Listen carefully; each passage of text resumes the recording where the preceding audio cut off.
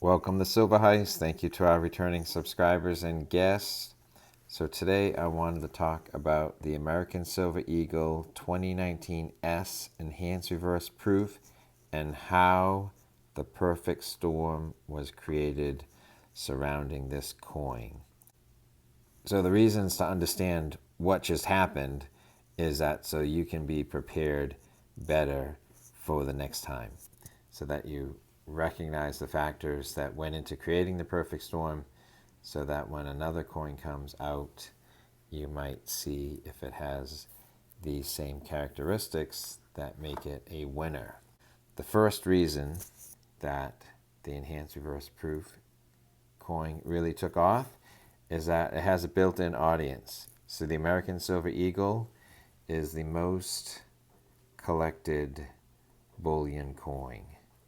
So it's the most collected bullion coin in the world. Anywhere from 3.5 to 45 million units per year are sold, 1-ounce coins. So it has a huge built-in audience of people who recognize the coin, admire the coin, trust the coin, like the coin.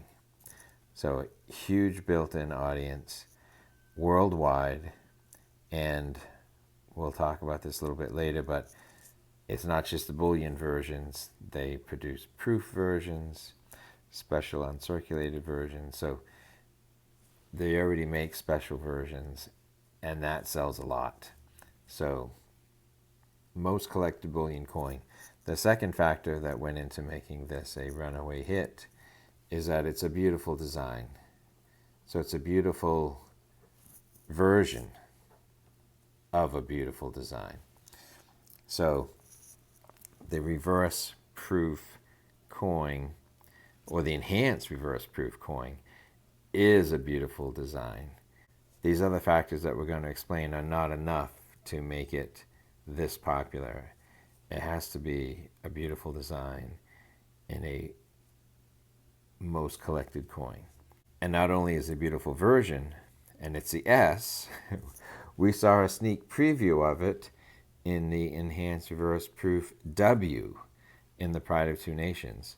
So the mint is very bad at getting images on their website at the time of sale that accurately reflect the design. I don't know if the computer images or just really bad photographs, but the proof coin, or the enhanced reverse proof coin, doesn't show up very well in terms of what you were getting.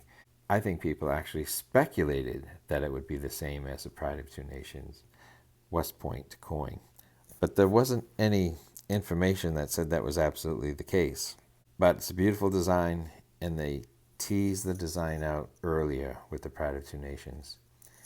And the third factor, and this is one of the biggest ones, is that it is the lowest mintage period. So it is not the WBC heavyweight champion. It is the undisputed heavyweight champion of the world. So there's no asterisk, there's no nothing. So while 3.5 to 45 million coins are produced a year, upwards of 200,000 to 800,000 proof coins are made a year.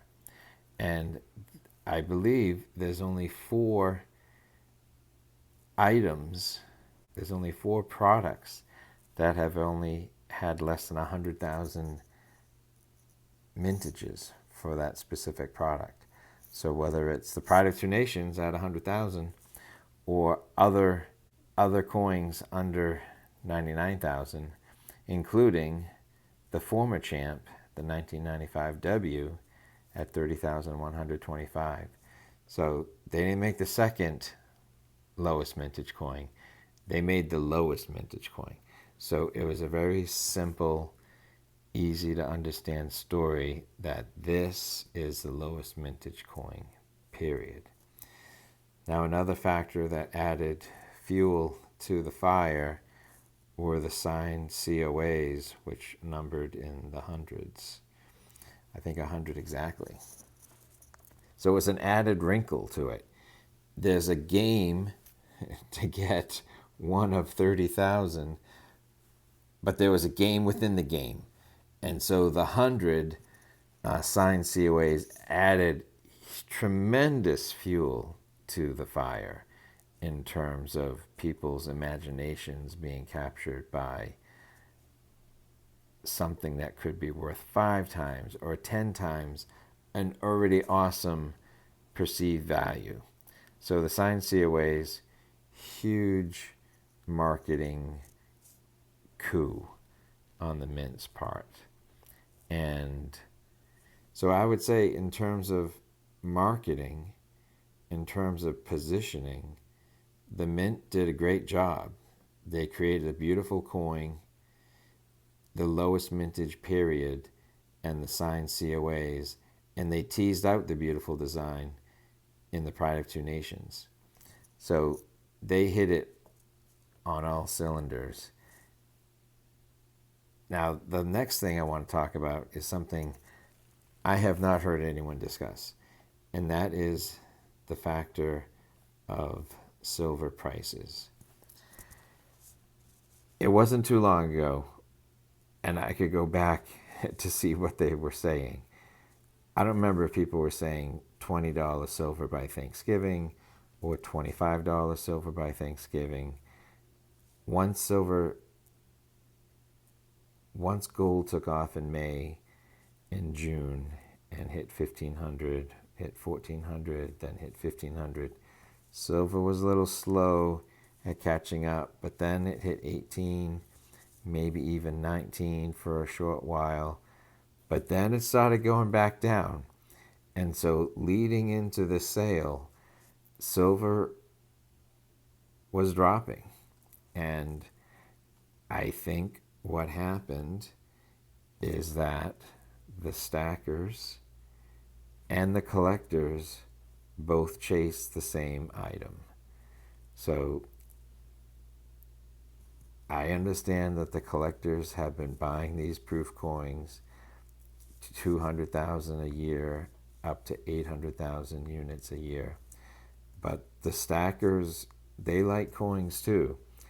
And the stackers sometimes get bored just stacking bullion, and they think, I think just want something nice occasionally. But I think more importantly, they wanted something that would appreciate in value, either short term or long term. And from what I'm seeing, I've taken a couple of polls. My audience is not as large as other people, but 50% of the people responding to polls said they wanted to hold the long term. So there's a lot of people who want to lock this thing up for a couple of years or longer, hand it down to their kids. So the perceived value is big, and big in long term. But the short term is right in front of your face, and it's really hard to not get excited about turning a $70 coin into a $700 coin or higher, 1,000. The numbers are just unfathomable right now. So it's a perfect storm of silver prices. So because people are stacking, and you can say silver is a hedge or it's insurance, and on a certain level I think people understand that, but I think on another level people think I should be making money off my silver. And when silver stays flat, people start listening and looking around and saying, what kind of collectible coins can I get in on? And oh, these other coins, I need to get the first of a series. Well, the American Silver Eagle, you can drop into what are we at? We're at, I don't know, year 30 plus of these coins. And you just drop something in that's beautiful, lowest mintage period, and signed COAs, has nothing to do with the first of a series. You can drop something in to the most collected bullion coin that's special, and boom, you don't need the whole collection. You just need that one coin. And so the stackers got excited and they wanted in on this. So whether that's good or bad for collectors, I have no idea. But I know people wanted this coin. And so the last factor is YouTube. So news travels fast, and news about money travels pretty darn fast. And so I think there were a lot of people, myself included, who didn't know this thing was on the horizon until it was like 2 weeks out. So there were people making videos a month out that slipped past me, but as we got closer, then I noticed something, and I wanted in on it. And so I haven't mentioned it yet, but I did not get one. So I did not get one. I tried and did not get one. So I'm just looking to understand what created this perfect storm so that we can perhaps learn from it and recognize a perfect storm before it comes on top of us, before it makes landfall.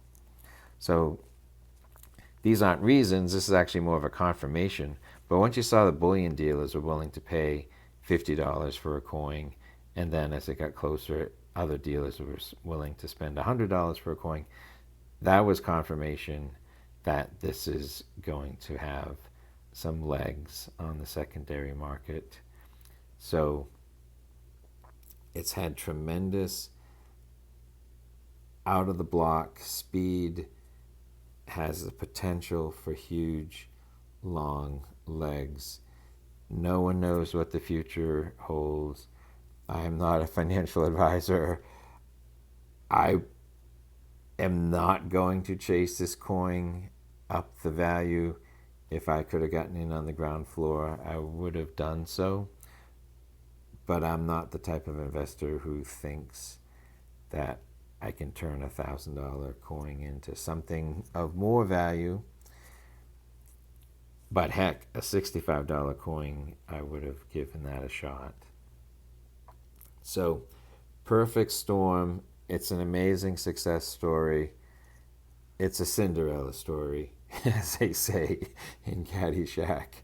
So, it's amazing. I congratulate everyone who got in at 65. For those who are buying on the secondary market, I wish you well.